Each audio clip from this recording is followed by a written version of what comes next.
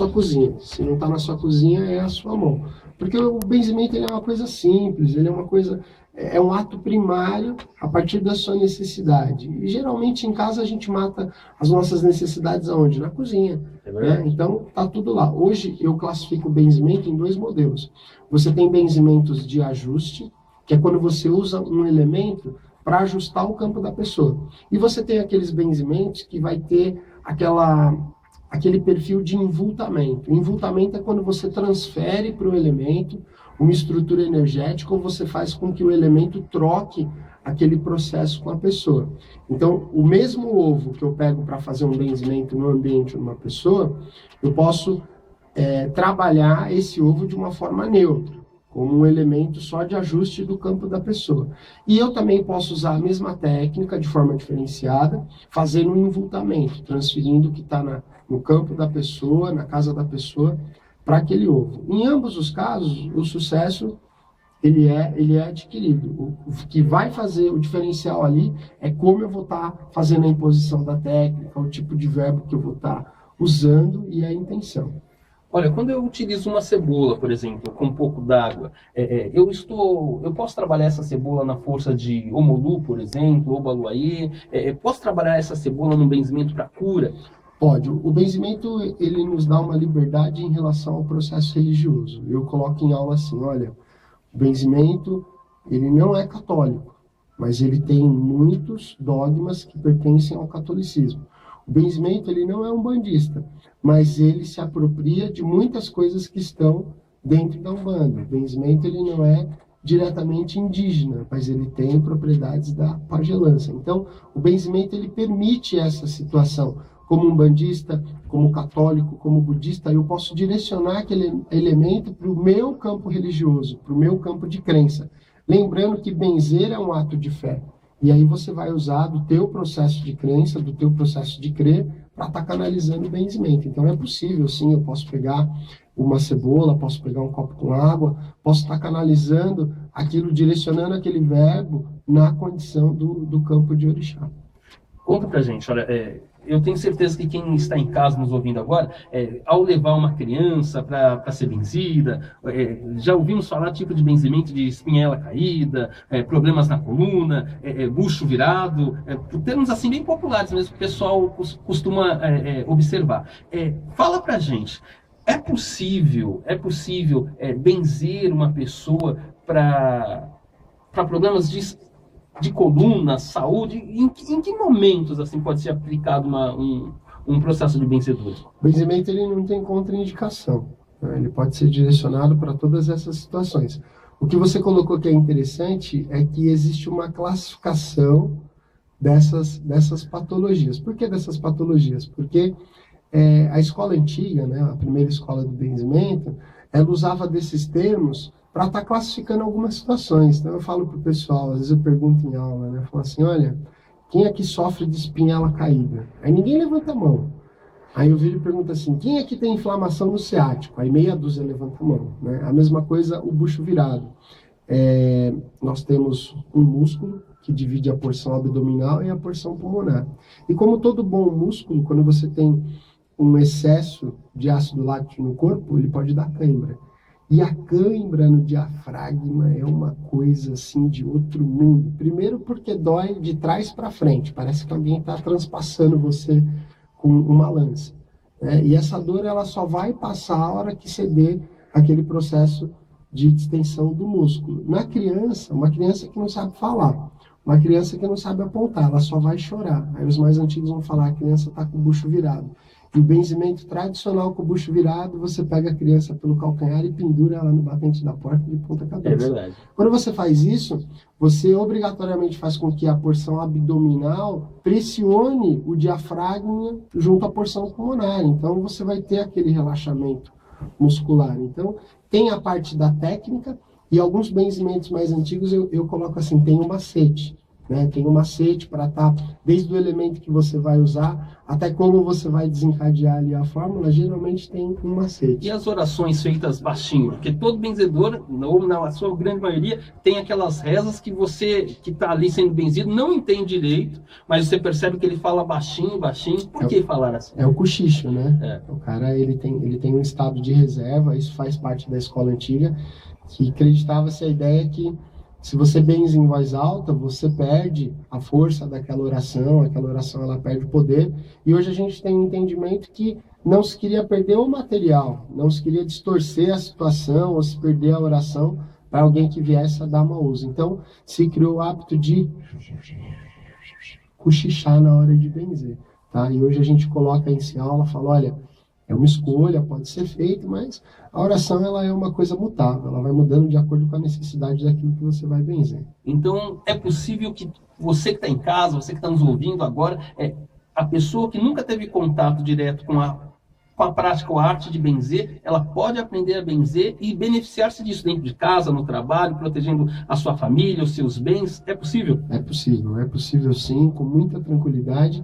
E em 99% dos casos, a pessoa nunca teve contato direto. Aí ela olha para trás na família, tinha uma avó que benzia, uma tia que benzia, uma vizinha que ensinou a benzer. Então é possível sim. Eu volto a falar, o benzimento ele é uma ferramenta 100% brasileiro. O benzimento é tudo nosso e você pode sim aprender a benzer sem nenhum pré-requisito, não precisa. Às vezes o pessoal vem preocupado, mas eu não sei se eu sou médium, tal, preciso de alguma coisa específica. Não, você pode benzer sim, você pode aprender a benzer de forma bem tranquila.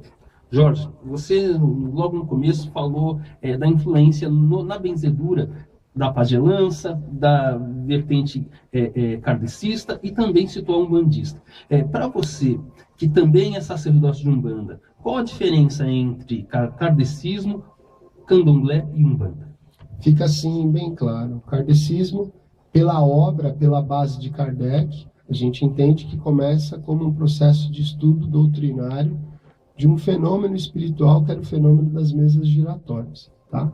E eu tenho isso acontecendo num período na França, num período de revolução, num período de mudança, e o kardecismo ele vai trazer para dentro de si todas essas questões. No kardecismo nós temos o que hoje? A lida com os espíritos, daí também a terminologia e a variação de espírita ou espiritualista. A Umbanda, ela é um processo brasileiro, se observada e acompanhada a partir de 1908, da figura de Zélio Fernandino de Moraes, no Rio de Janeiro, mas eu preciso lembrar também que existiam algumas manifestações que já denominavam e usavam o termo Umbanda. Né? O termo Umbanda não é nada mais nada menos que o trabalho que o Quimbanda faz, o Quimbanda como sacerdote afro. E o Candomblé, ou o culto de nação, o culto de orixá, o culto de Inquis, é uma vertente afro, que tem as suas ramificações e o seu diferencial. Né? Então, no Candomblé, eu tenho a lida com a divindade, na Umbanda, eu lido com a divindade, com os espíritos, e no kardecismo eu faço a lida espiritual. As três vertentes são processos hoje que fazem parte de um sistema religioso, então tem aquela função de religar a Deus, só que cada um com a sua característica, cada um com o seu perfil. Eu coloco assim, pessoal, olha, não existe diferença a título de qualidade, de benefício entre o kardecismo, a Umbanda e o Candomblé. Existe aquilo que vai te fazer bem e aquilo que vai te complementar. Eu ainda observo algumas pessoas, alguns umbandistas que de forma até triste, muitas vezes assumem uma postura contrária ao Candomblé. Do mesmo jeito que existem irmãos kardecistas que assumem uma postura contrária em relação à Umbanda, simplesmente por fazer diferente, por ser diferente. Então, a gente está no processo religioso para aprender a somar essa diversidade, a trabalhar com ela e trabalhar de uma forma respeitosa. Não é porque eu não faço como você faz, eu não devo te respeitar, eu não devo te entender. E cabe hoje a figura do sacerdote, o umbandista, do orientador espiritual, de desenvolver essa visão, de buscar esse ponto de discussão. Não é porque a pessoa trabalha lá com grão, faz um ebó, faz um descarrego diferente do que eu faço, que ela não está fazendo o papel dela. A sua maneira, ela está cumprindo. Como você enxerga a questão da matança dentro dos cultos. Você pratica? Não, eu não pratico, né? Eu não faço a imolação animal, mas eu tenho conhecidos pessoas de muito carinho assim que fazem. Então elas não, em momento algum, deixa de ser meu amigo ou deixa de ser uma pessoa próxima porque faz. O que eu entendo é o seguinte: quando a gente fala hoje do sacrifício animal, não é nenhuma novidade no mundo, né? E eu não posso atribuir essa carga completa ao candomblé ou algumas pessoas que fazem dentro da Umbanda, e eu também não tenho direito de falar que o cara que corta, que faz sacrifício, não é umbandista, porque se hoje ele se mostra como umbandista e ele aprendeu o ritual dele desse jeito, eu tenho que respeitar também. Só que a prática do sacrifício, ela vem de outras vertentes, de outros sistemas, e é extremamente antigo, né? O que eu sou piamente contra é a questão do quê? De você colocar o animal de forma desrespeitosa, porque até para o ritual do sacrifício da imolação animal, você tem uma sequência, né, dentro do ritual, onde o animal ele é morto ritualisticamente e na sequência ele é consumido, né? O fundamento de um Todas as trabalho. partes dele Exatamente, nada se perde. Geralmente você tem o quê? Você tem a comunidade ali daquele terreiro, aonde ele vai ser servido. E aí eu pergunto, qual que é a diferença desse processo entre você ter essa imolação ritualística e depois se servir desse animal, para gente que senta lá numa churrascaria e consome? E eu posso falar, né, eu como carne, eu sou carnívoro, não consegui ainda essa ascensão de abandonar a carne ou outras coisas materiais, mas eu entendo que quando eu sento ainda na churrascaria, eu estou fazendo de forma profana, né? Mas o animal não deixou de ser abatido ali para um consumo. Jorge, mas aqui você acabou de citar até o seu respeito, a forma que você percebe, é muito interessante você falar isso, porque muitas pessoas, ao se colocarem nesse assunto e falam que não fazem, já vão logo despejando até ódio mesmo, sabe? Direcionado de uma forma errada àqueles que praticam. Já que você percebe que é algo, que pode ser algo também benéfico, por que você não faz? Porque não é a minha linhagem, eu não aprendi dessa maneira, né? E tem uma colocação que eu acho bem interessante: o que faz o homem é a necessidade. Aí a gente estava conversando antes do programa sobre filhos, né? Você tem teu Sim. filho, eu tenho os meus filhos e tal. E aí é aquela situação: amanhã depois acontece alguma coisa com o seu filho e você não consegue resolver. Aí alguém chega para você e fala assim: olha, se você sacrificar um animal, você salva seu filho. Meu, é seu filho. Eu acho que pelo seu filho você matava o galinheiro inteiro, entendeu? Então é a questão da necessidade. Eu não pratico porque eu não tive a necessidade e eu não fui instruído, eu não fui preparado dessa maneira. Só que na minha busca por conhecimento, na minha busca por trabalhar essa diversidade, eu já presenciei sim determinados rituais, entendi como é que começa uma cerimônia, como é que se conduz a cerimônia e como ela finaliza. Então, há necessidade de um esclarecimento maior, né? E existem as estruturas mais antigas, o próprio judaísmo em si. Sim, é verdade, os hebreus, outras culturas. Exatamente. Você tem livros sagrados que ensinam o procedimento. Na cultura judaica também. Exatamente. Então, eu acho que a tristeza de hoje é que nesse movimento que existe de intolerância, de perseguição, de discriminação, as pessoas querem bater em cima disso, né? Mas, enfim, é uma desinformação muito grande. Olha, Jorge, eu pessoalmente, dentro dos trabalhos que realizo, durante algum tempo, eu pratiquei sim a matança de animais em atos ritualísticos. Depois eu buscando o entendimento e direcionei-me para um tipo de estudo e aprendi elementos que podem substituir. Sim. E aí, já há mais de 10 anos, eu não pratico. Porém, eu sei também da importância, se bem utilizado, da prática. Mostra para gente, para quem está ouvindo a gente nesse momento, quais elementos que hoje na Umbanda nós podemos, por exemplo, utilizar para quebrar uma magia negra? Quais elementos ritualísticos que podem ser utilizados em substituição ao sangue animal? Você pode estar fazendo aí uma mistura, uma sangria de ervas, né, que alguns chamam de saçanha também, e você pode estar usando essas ervas que é o sangue verde. Existem alguns elementos líquidos também que aí entram na classificação de axé vermelho, como determinados tipos de bebidas, o próprio azeite de dendê. O que é importante colocar é que quando eu estou fazendo a substituição, eu posso estar substituindo o padrão de energia que ali vai entrar. E em alguns rituais da minha particularidade, eu muitas vezes tive a necessidade do elemento vermelho sangue. E não foi pedido animal, foi pedido uma porção de elemento sangue. Eu fui lá, peguei uma agulhinha, furei o dedo, pinguei em cima. Então, há essa questão do quê? De como eu entendo o processo. E o que é importante colocar também, eu posso substituir por uma erva, eu posso substituir por uma raiz, por um fruto, por uma bebida, só que na imolação animal, eu estou fornecendo 2 elementos. Eu estou fornecendo ali o sangue ritual e a vida daquele animal.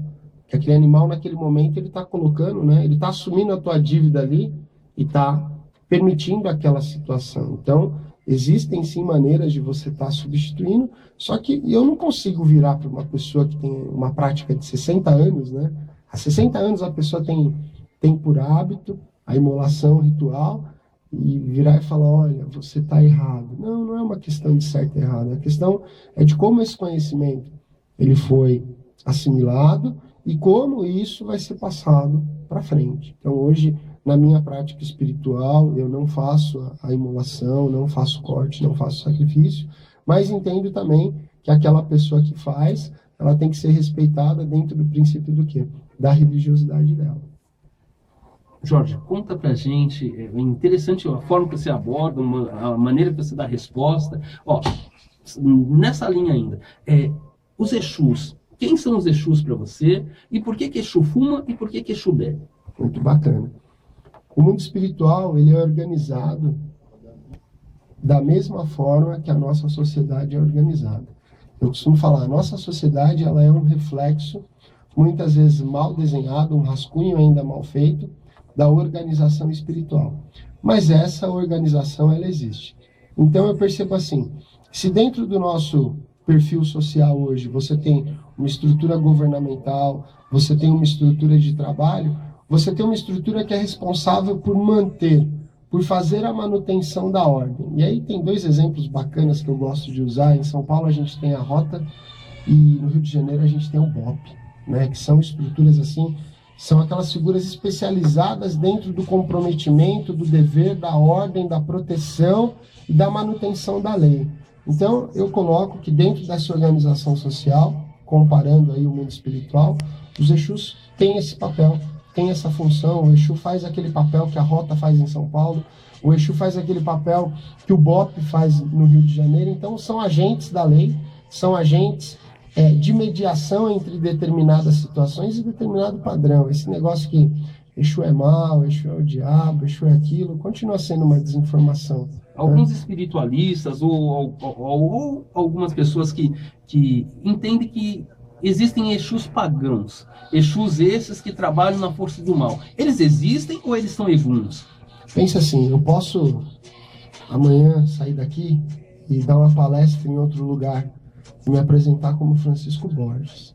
Ninguém me conhece no ambiente. Aí eu chego lá e falo, olha, eu sou Francisco Borges, eu sou espiritualista, eu tenho um programa na Rádio Terra e a gente está aqui para desenvolver um trabalho. Então eu vou estar usando da tua imagem, do teu nome, né, de forma perigosa, para estar tentando uma situação. E existem determinadas classes espirituais que no seu processo de mudança e no seu processo de evolução acabam se utilizando da nomenclatura de determinadas entidades, de determinadas linhagens para tentar alcançar alguma coisa. Eu costumo falar assim, Exu que dá mancada, Exu que pisa na bola, é Exu que está com problema de identidade, né? Então não é a figura do Exu em si, mas um espírito que está se usando ali daquela nomenclatura para estar conseguindo alguma coisa, para estar alcançando algum recurso. Mas os Exus que propriamente se ditam a um trabalho, se votam a um trabalho, são agentes aí do mundo espiritual que tem uma função muito importante. Exu, ele pode ter sido numa outra encarnação, uma pessoa que teve uma vida comum, que errou, que acertou e que hoje está evoluindo, sim ou não? Sim, a gente coloca que tem o RH do outro lado, né? E aí você pode trilhar caminhos. Eu falo assim, olha, Exu, Baiano, Caboclo, Preto Velho, são formas manifestadas de um trabalho. Porque hoje a gente tem entendimento que nem todo caboclo foi índio, nem todo preto velho foi escravo, e nem todo Exu foi ladrão. Você tem o processo de exunização de um espírito humano, onde ele vai trabalhar dentro de um grau. Então fala assim, olha, o cara quando ele se apresenta como dentista, dentista é o ofício dele, mas ali por trás daquilo você tem uma pessoa física, que tem uma identidade, que tem um modelo de vida, a mesma coisa uma entidade. Então ele pode hoje se manifestar como um Exu, que ele está trabalhando a questão de um grau, a questão de um caminho que ele escolheu ali para estar traçando o crescimento, a ascensão ou a evolução dele. A mesma coisa as outras entidades. Então eu falo, as linhas de ação e reação dentro da Umbanda são ferramentas de trabalho para a parte espiritual. E você vai de acordo com o quê? Com a afinidade. Né? Não precisa ter, pode ter tido uma vida regrada, uma vida tranquila e escolheu ali, ou foi escolhido pelo processo de exunização de uma forma positiva. Você consegue citar para a gente alguns nomes de entidades ou entidades essas de alguns médios de Exus que poderiam hoje estar em outro grau, mas ainda permanecem, até mesmo por decisão própria, na condição de Exu? Por volta de 1960, mais ou menos nesse período, teve um bafafá a título de Brasil, São Paulo, Rio de Janeiro, outras cidades, que uma médium muito conhecida no Rio de Janeiro, ela trabalhava com o Exu Veludo, e esse Exu Veludo reuniu assim, um número muito grande de seguidores, pessoas que foram auxiliadas por ele, e ele fez uma palestra para mais de 6 mil pessoas no auditório, onde ele falava que a partir daquele momento ele parava de prestar aquele serviço na condição de Exu, para ir para um outro lado, né? Para um lado onde ele ia desenvolver o mesmo papel, só que na luz. E que lado era esse? Era o lado positivo, né? Então, o cara chegou num limite onde ele não tinha mais crescimento. Fala, olha, o cara chegou na presidência da empresa. E dali ele resolveu abrir um outro negócio. E aquilo, naquele momento, a gente está falando de 1960, foi um burburinho muito grande na sociedade umbandista, e aí começou a ter aquela conotação que as linhas estão em trânsito também, né? Então hoje um Exu que manifesta aí pelo nome de seu sete encruzilhada, a hora que ele chegar no ápice do poder daquele campo de trabalho, que é o aspecto negativo, de forma polar sendo observada, ele pode tentar o campo positivo. Então eu falo, olha, é plano de carreira, né? Então eu não posso colocar assim, por ser Exu, ele é menos. Não, tem muito cara que carrega aí o nome de Exu, se mostra na condição de Exu, e o cara teve que baixar a luminosidade dele para desenvolver conhecimento dentro daquele campo. Exu benze, Exu tira a demanda. Qual que é o trabalho de um Exu? Exu faz tudo, né?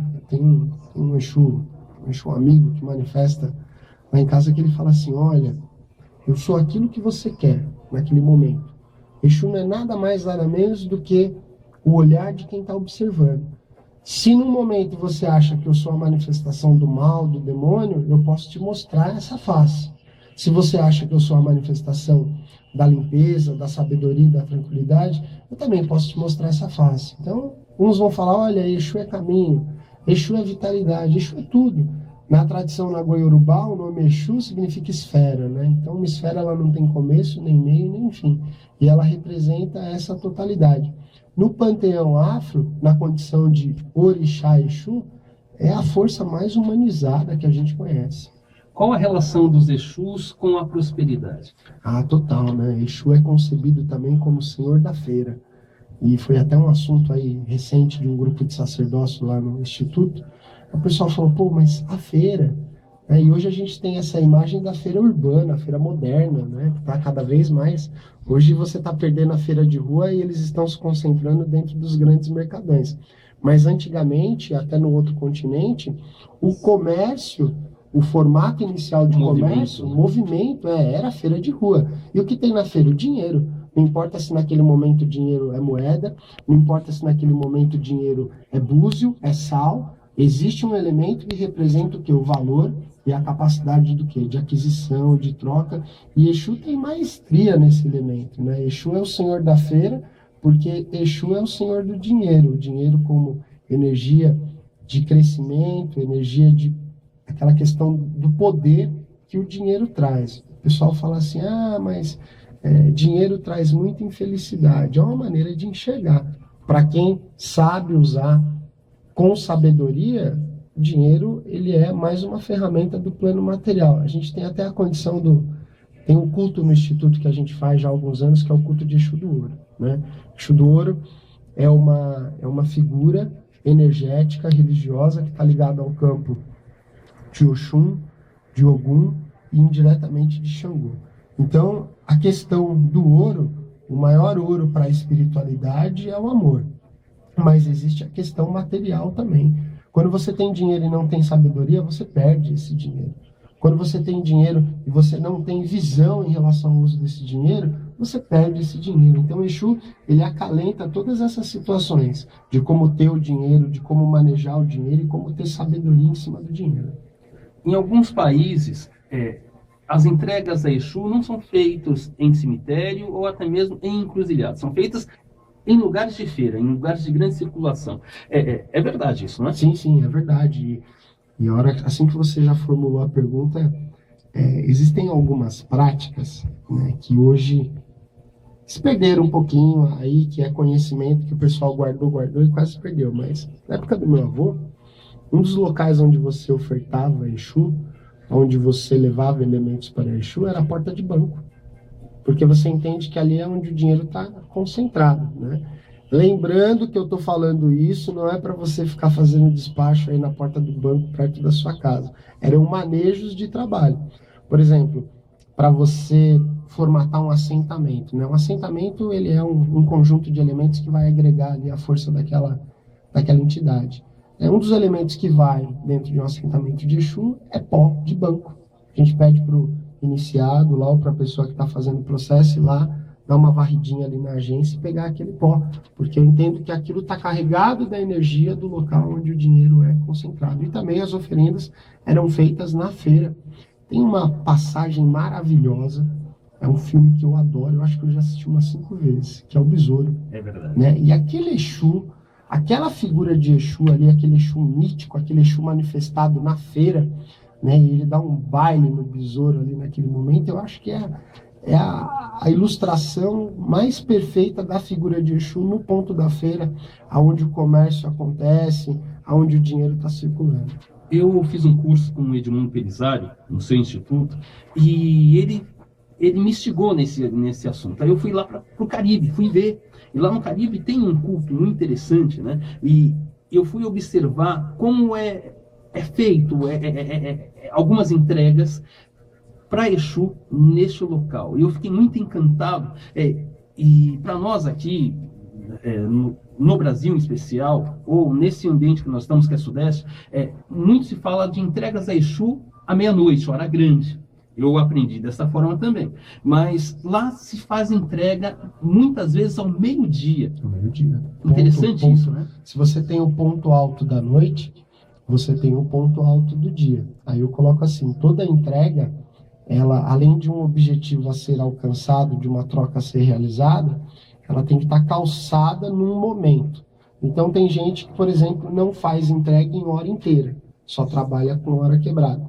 Nas tradições afro-caribenhas, você tem alguns costumes e alguns rituais bem diferenciados daquela tradição afro que estacionou aqui no Brasil. E eu, particularmente, eu sou suspeito para falar porque eu sou um apaixonado pela tradição afro-caribenha. Queria até aproveitar, mandar um abraço para o Edmundo. Edmundo é uma pessoa que eu tenho assim muito carinho, Edmundo Pelizari, é uma pessoa fenomenal, de muito conhecimento e muita simplicidade, né? Verdade. Então, um cara fantástico. Então, essa estrutura, ela vai ter esse diferencial. E aqui no Brasil, ainda tem aquela conotação, não, Exu é só à noite, Exu não pode ser de dia e tal.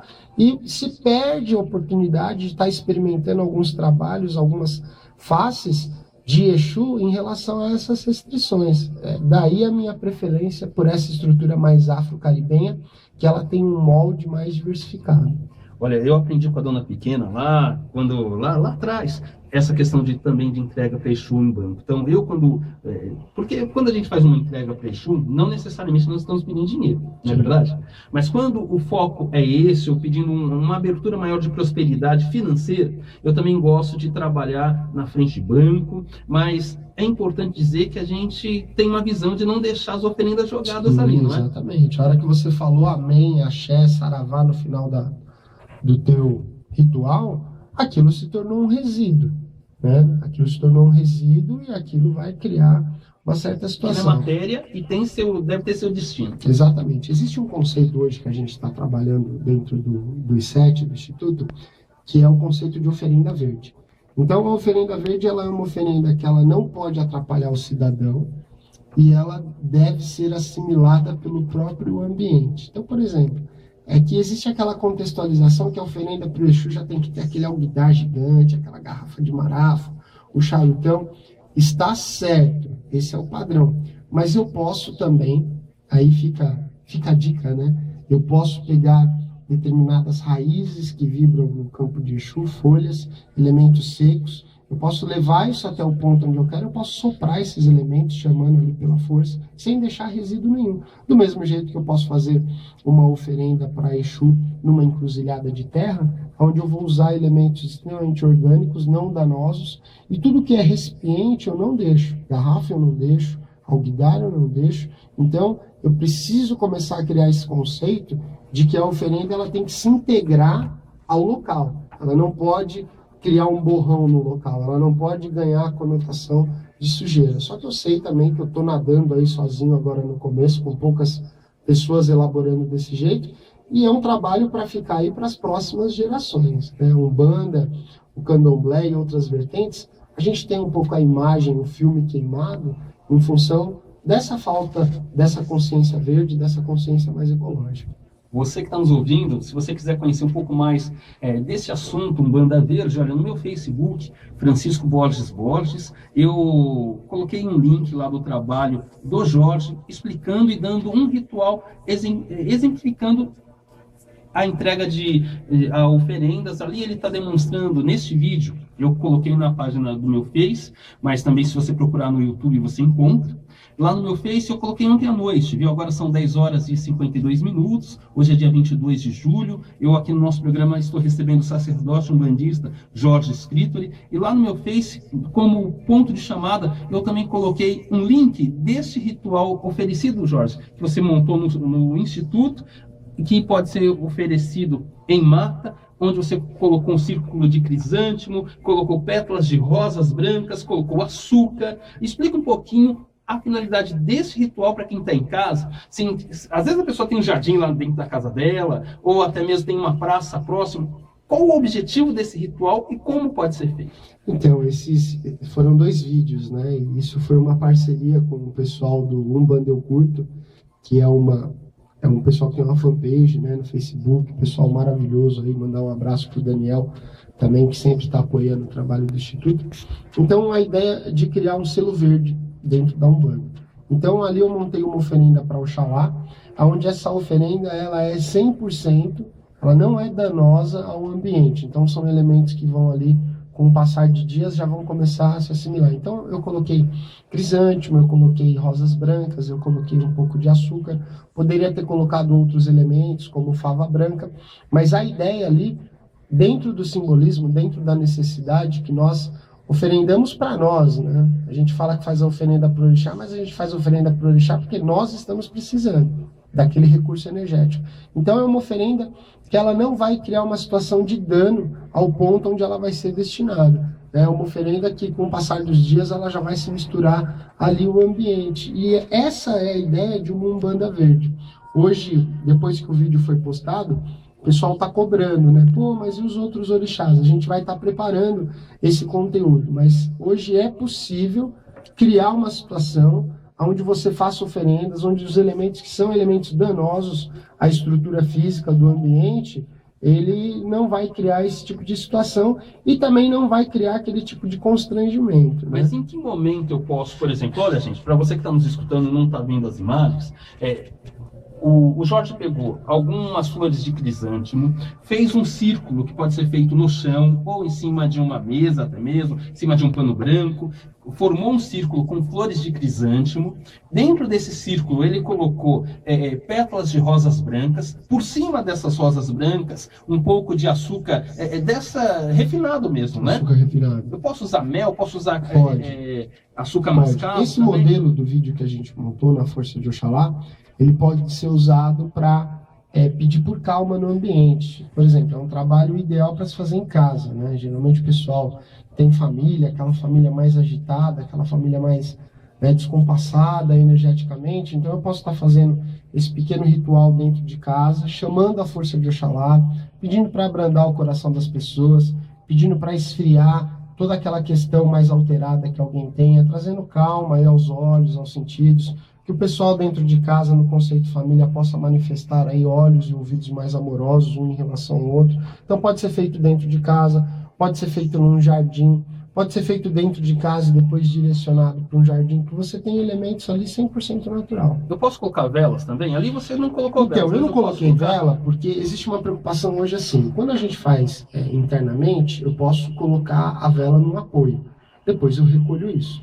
Para você ter uma ideia, toda vela que a gente queima no Instituto, a gente recolhe o resto, manda para um processo de reciclagem de vela e volta uma vela de 7 dias para a gente. E a gente queima essa vela novamente até que aquela parafina não dê mais conta. Quando eu faço na natureza, eu tenho incentivado os alunos, os frequentadores, a não usar vela. Por quê? Porque a vela ela faz o processo de sedimentação. Ela começa a sedimentar o solo e a gente vai começar a ter aquele mesmo fenômeno que existe no centro urbano, onde aquele excesso de pavimentação cria uma hipermeabilização e a água começa a não passar. E aí você vai ter vários agravantes, né? Então eu tenho olhado para a vela assim, olha, você pode recolher integralmente. Mas mesmo quando você recolhe a vela, tem uma parte mais fina da parafina que ela escorre e ela entra na terra. Então, por exemplo, olha, se possível, eu gosto de levar com boquinhas de barro também e queimar um pouco de álcool, né? Para a necessidade do elemento fogo. E muitas vezes não é uma interessante isso, hein? Então você substitui a vela por um pouco de álcool nesse recipiente de barro. Exatamente, e recolho. Lembrando que ainda não é perfeito, porque geralmente o álcool usado é álcool, né, é álcool de combustão e não deixa de ser um produto, né, que é danoso aí à natureza. Então, não existe um ponto ainda 100%. Só que eu sei também que eu crio um pouco de conflito a hora que eu falo para a pessoa, não vamos colocar vela. Só que eu tenho que entender o dano que eu estou utilizando, se eu estou fazendo externamente, ao colocar vela. Conta pra gente, tem algum dia da semana para ser feito? Qual a sua sugestão? Eu posso colocar um pouco de água em cima dessas flores? Pode. De acordo com a necessidade, o melhor dia da semana é ontem, né? Porque a necessidade faz o homem.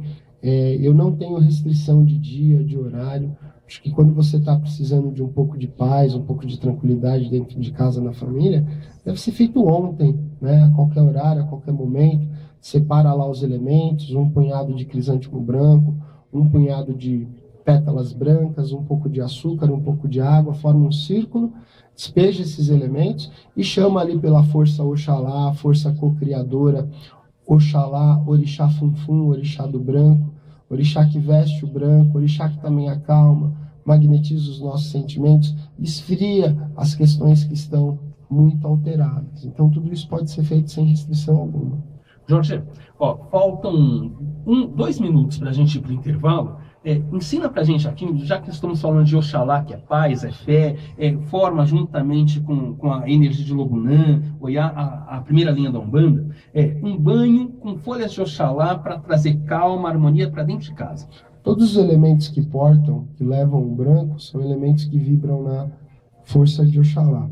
O banho mais simples para Oxalá, e o que vai mudar é a maneira como esse banho vai ser feito, pode ser também o banho com rosa branca. Então você vai pegar um punhado de pétalas de rosa branca e você vai pegar um punhado de fava branca. A fava é uma semente branca, tá? E esse banho você não vai ferver. Esse banho você vai deixar ele em descanso. A fava com a rosa branca vai deixar ele em descanso por 2 a 3 horas. Depois você vai amornar esse banho e vai fazer o banho, pode fazer da cabeça aos pés. Lembrando, você pode coar esse banho para não espalhar toda aquela sujeira dentro do banheiro, ou você pode, depois que fez o banho, recolher tudo aquilo lá e jogar num gramado, jogar num jardim. Passa para a gente também como trabalhar com um elemento de Oxalá juntamente com óleo. Então, aí eu tenho a questão do azeite. Eu posso estar usando o azeite, né, o azeite fruto da oliveira. Eu posso estar pegando um recipiente com azeite, um pratinho. Eu posso colocar algumas folhas brancas por cima, um pouco de fava. E posso colocar isso num cantinho de casa. O que você chama de folha branca? Folha branca, a pétala de rosa branca a gente considera como folha branca. Algumas pessoas vão usar o tapete de Oxalá, né, o boldo, o pessoal coloca na família do boldo, entre outros elementos. Todas as folhas que têm uma conotação mais clara ou mais fria energeticamente, agregam no campo de Oxalá. Posso colocar alfazema? Pode colocar alfazema. Oxalá é o orixá da totalidade, então ele abraça quase todos os elementos, o orixá da totalidade e o orixá da neutralidade. Tá? Eu, particularmente, não trabalho com a divergência dos elementos. Então, olha, para Oxalá, segundo a mitologia, não pode colocar azeite, não pode colocar vinho, não pode colocar bebida com álcool. Eu trabalho a questão religiosa de forma antropológica e não de forma mitológica. Isso é muito importante. Respeito quem trabalha o mito, né? Mas energeticamente eu trabalho o comportamento da divindade com o homem, então isso é uma abordagem antropológica. Então eu posso pegar um recipiente branco, colocar azeite de oliva, posso picar um pouquinho de tapete de Oxalá, posso picar um pouquinho de rosas brancas, posso espalhar algumas favas brancas e firmar isso dentro de casa com uma vela de 7 dias, pedindo que ali a força se manifeste, trazendo clareza, trazendo lucidez, trazendo limpeza à mente, à consciência de todas aquelas pessoas que estão ali, tanto as encarnadas quanto as desencarnadas. Você está ouvindo o programa Sagrado Umbanda, eu sou espiritualista e sacerdote Umbanda Francisco Borges, ao meu lado Jorge Escritor, e hoje contando um pouquinho sobre a sua visão da Umbanda, ensinando àqueles que nos ouvem e nos assistem também a força poderosa dos orixás e daquilo que nós podemos fazer para ter deles maior orientação. Nós estamos indo agora para o intervalo da rádio e daqui a pouco eu volto conversando com o Jorge. E aí, Jorge, eu gostaria que você nos contasse um pouquinho das atividades, das próximas atividades do Instituto e quem quiser participar, como que faz, tá ok? Olha, vamos agora ao intervalo da rádio e daqui a pouquinho nós estamos de volta. Terra!